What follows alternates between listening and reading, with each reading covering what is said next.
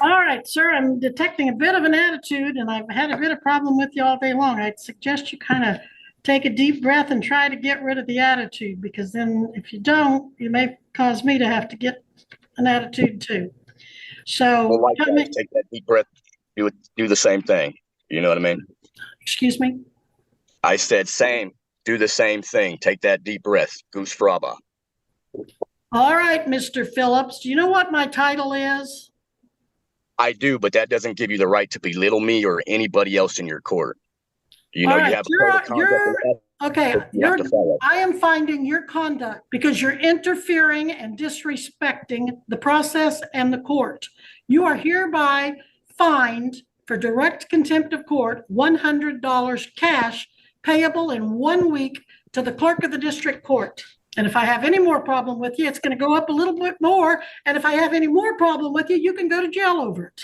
I know this is being recorded, so I would like a copy of this because I'm going to take this to an attorney. That's fine. $500 cash for direct court, That's and fine. I am ordering you to surrender yourself by 2:30 today to the Butler County District Court. I cannot do that Well, because then you're I'll making me send a appear sheriff under out to get you. You have been delaying the court the whole time. All right, and I've telling given you other my people, order. Disconnect him from the call. He better be here, or the sheriff will go I out. will not be there. You refuse to tell me your address? It is none of your business. You will be. Energy in the courtroom changes in an instant. The judge's tone sharpens, not loud, but unmistakably firm, sending a clear signal that this is no longer business as usual. You can sense the weight in the room grow heavier with every word he speaks. Then comes the line, "You might end up changing my tone as well." It's not just a warning, it's a rare moment where the judge lets a bit of personal strain peek through. This isn't just about courtroom protocol anymore. It feels like the culmination of mounting tension, frustration, and perhaps a long day filled with challenges. That one sentence says it all: patience is wearing thin, and the stakes just got real. And Mr. Regier, I see, has subpoenaed Trooper Andrew Lieber, who has been with us since 1:30. Now then, Mr. Zolator, does your client still wish to exercise his right to a trial? No, Your Honor, we're requesting a continuance. And for what reason?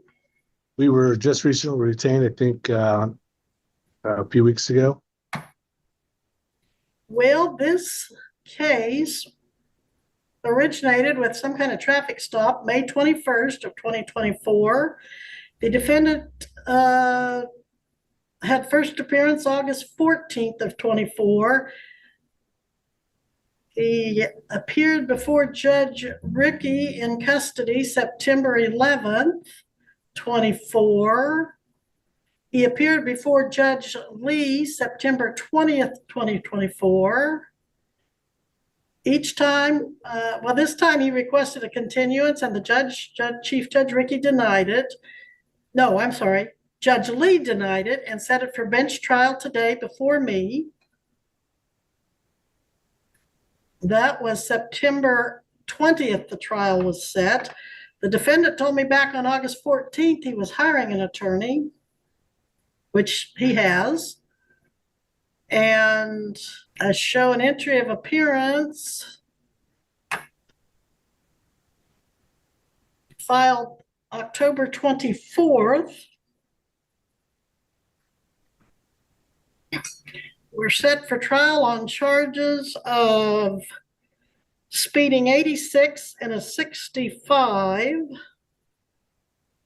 We are also set for trial. Let me look at the amended complaint filed August 1st, see if there's anything still remaining. Count 2, driving while suspended after a prior conviction, a Class A misdemeanor. Mr. Regier, your response? Your Honor, for the sole purpose of it, well, Your Honor, forgive me, Your Honor. I will, if I may, respectfully request 30 seconds. Granted. Thank you, Your Honor. Now, your response to the request for continuance, Mr. Regier. Your Honor, for the sole purpose, if indeed the At first glance, the delay might seem routine. Maybe the defense just stepped in and needed time to catch up. But that theory crumbles the moment the prosecution admits they might not have turned over discovery. That's not a minor oversight, it's a serious breach. Discovery isn't some box to check off. It's a fundamental right that ensures fairness in every case. When it's mishandled or flat out missing, it throws the entire process into question. And in this courtroom, things already feel off balance. The case is starting to look chaotic, and the judge's body language says that all his trust in the system is clearly unraveling, one misstep at a time. This is not the way cases are handled or to be handled. Particularly in this case, where the defendant has been told by multiple judges that we would have a trial. Judge Ricky said he said it. Let me get my judge. Judge Ricky told him he was setting it for jury trial with me, and now I strike that. Judge Lee told him it was going to be set for jury trial. This has just been, he's seen 3 judges over the course of a number of months. He's told each of us he was going to hire his attorney. And now we come in here after he was specifically told to be ready to go to trial today, and he's not. And the reason you all know, I'm sure, that I am expressing frustration with this defendant is because he cannot do what courts tell him to do, according to my experience with him. And let's put that camera over there a little bit further so he can participate in these hearings. This defendant has told me in no uncertain ways that he doesn't have to give me what I ask for. He won't do it. He does not have to appear when I tell him to, and he has told me he won't appear when I tell him to. He has called me names, referred to me in a negative light, and he just does not seem to appreciate the judicial authority of me, of Chief Judge Ricky, or Judge Lee. He does not do anything any of us tell him to do, except I am impressed he shows up today with an attorney, one of which I know is very respectable and does do what he says he's going to do. So we are making progress. To that end, Your Honor, at some point, my client would like to address you. The other issue? No, to address you. All right. Well, at this time, I will grant the continuance at the defendant's request, but it's going to be the only trial continuance. This moment hits hard. The judge doesn't hold back as he lays out a timeline of repeated defiance months of blatant disrespect, missing court dates, ignoring direct orders, and even throwing insults at multiple judges along the way. Then suddenly the defendant walks in today with legal representation. On paper, it might look like progress. But when the judge responds with a dry, "I am impressed," the sarcasm is razor sharp. It's not praise, it's a cutting remark that says everything without needing to raise his voice. You can feel the weight of frustration, not just from the bench, but from a system that's been dragged through this circus long enough. It's not just about the actions, it's about the pattern, and everyone in the room knows it. All right. Now, the defendant was found in contempt multiple times and still wouldn't quit disrespecting and disobeying the court until eventually he was ordered to reappear later the same day in person at 2:30 p.m. He told me he wasn't going to. He wouldn't tell me where he lived, where he worked, blatantly refused to answer any questions of his whereabouts or anything I asked of him. He continued to smoke during the Zoom, even though he'd been told not to. He continued to eat and take an enormous amount of drinks, and he continued to get in and out of his truck and walk around the job site, take his hard hat on, take it off, walk all about, all during other defendants' hearings. And then when his case was called, that's when he started becoming blatantly, verbally disrespectful and telling the court how to do its job and not do its job.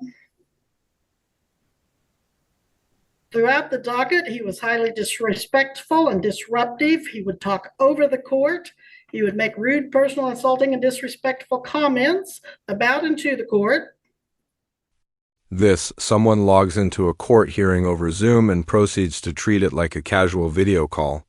He's puffing on a cigarette, wandering through a job site, snacking, drinking, basically acting like he's on his lunch break, not standing before a judge. This isn't just careless behavior, it's a blatant display of disrespect. It crosses far beyond unprofessional and lands squarely in the territory of contempt. And the wildest part? This isn't fiction. It actually unfolded in a real legal proceeding. The disregard was so blatant, it almost feels like a challenge to the court's authority. It's the kind of behavior that forces a system already stretched thin to draw a hard line. All right, go ahead, Mr. Phillips. I would just like to say I am very sorry for my actions that day. Again, me apologizing doesn't give my actions justification in any means or in any grounds. I disrespected you, your court, your officer here, the DA, and I've been under a lot of stress working out of town, very many hours with very little pay. There's no excuse for it. I just more bad things happening combinedly, and it all came out in the very wrong place, wrong time with the wrong person. And I am very sincere in my apologies. Not when all this happened, I wanted to apologize. And even if you go ahead and read the other cases, when the other judge sentenced me when I was in Butler County, I was even apologizing then. I think I had the same district attorney there where I was trying to apologize, but at least to you, if not to you, to someone that can actually hear the apology without someone sitting next to me trying to say, someone tell him to do it or whatever. I am very sorry. I mean, my actions are out of line and there is no excuse for it. This apology didn't sound rehearsed, it felt real. He opens up about being overwhelmed, broke, and emotionally cornered, and he admits he let the pressure get to him. For a moment, you can sense the vulnerability. It's one of the few times his words actually seemed sincere. But then comes the judge's quiet reminder, talk is easy. Saying the right thing in court is one thing, living it, proving it, showing growth over time, that's where real accountability begins. And in a case like this, where patience is already worn thin, the road to rebuilding trust isn't paved with speeches. It's paved with action. Now, all eyes are on what he does next. Still have not paid the $500. And no matter how sorry you are, your conduct was outrageous, and it's not going to be just excused. You've had since August 14th to pay that. You gave me the impression that you were a powerful employee of a well-to-do company and you were making good money, that you emphasized you were and you showed me by walking around that you did have a crew there. Now you're saying you're underpaid. Are you going to offer the underpayment as justification for not following my order or Chief Judge Ricky's to get that paid? She's asking you why you haven't paid. No, Your Honor. When we were in court that day, you said I had to pay it or do 3 days in jail. And the whole reason, I mean, if you go back in the Zoom videos, Was that your understanding? That was my understanding. That was my sincere understanding. So when I went back in front of that judge, I was asking the same questions, like, do I still have to pay this or what's going on? Because it was 3 days, I did 6. I just don't understand. And he said, we're going to let you decide that because I'm still willing to pay it. But my understanding. Excuse me, sir, that is what the third judge said. Chief Judge Ricky told you September 11th. He didn't give you any jail time.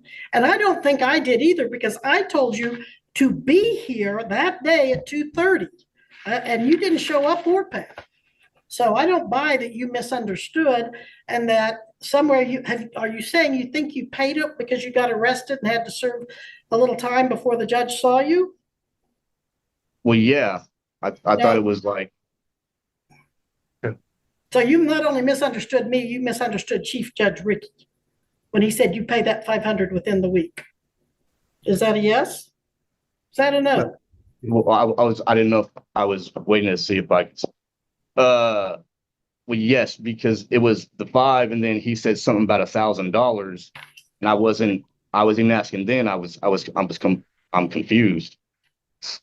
And Your Honor, I certainly can help him understand the situation. I can tell the court that he's done 6 days, which wasn't part of the order. It was money.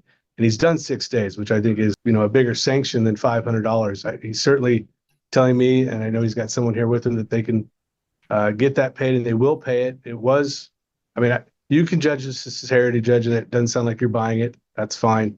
I understand that. But this all resulted from his behavior that day. And I hope at least I did find that sincere, but maybe you don't, of the way his conduct, and he can't excuse that. The money, it sounds like he was confused whether you buy that or not. I don't know. But he did do 6 days on a driving while suspended case. It normally carries a 2-day minimum. And that's, well, yeah, but actual serve time normal anyways. All right, we won't get into that. Okay. Well, I think it's clear that I ordered him to pay $500, and it is well past the date he was to pay it. I think it's clear Judge Ricky told him to pay it. It's not what he thinks, it's what the judge says. He does not have $500 today. It doesn't sound like. I could pay something. Can you pay anything? I could pay something. Well, you're able to pay a pretty prestigious attorney there, and you're able to talk the judge into giving you $1,000 OR bond so that you can pay it, and you still haven't paid it. I question your sincerity if you intend to pay it. I thought somebody was implying you had someone there to help you pay it. No, I was talking. If you can give me a second, Your Honor. All right.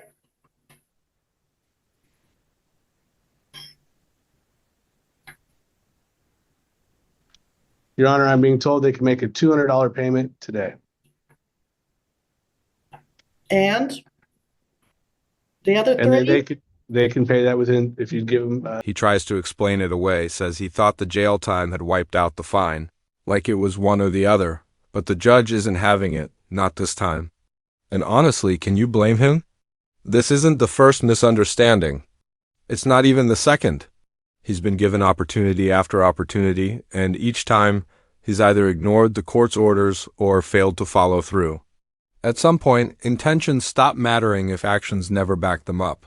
The judge has heard enough promises it's clear he's looking for results, not excuses. At the courthouse later that day, I will hold off on that issue until I see how he behaves from this day forward on this case and whether he pays as ordered. And this is the last one. He's going to be doing more contempt jail time if he doesn't get that paid as ordered in 30 days. This is your last shot. Simple words, but they land with force. The judge isn't raising his voice, but the message couldn't be louder. The patience is gone. The warnings are over. He's not handing out second chances anymore. This is it. One more slip-up, one more misstep, and the next stop is jail. No room for confusion, no space for excuses. The tone has shifted completely. It's not just a legal boundary now, it's a final line in the sand.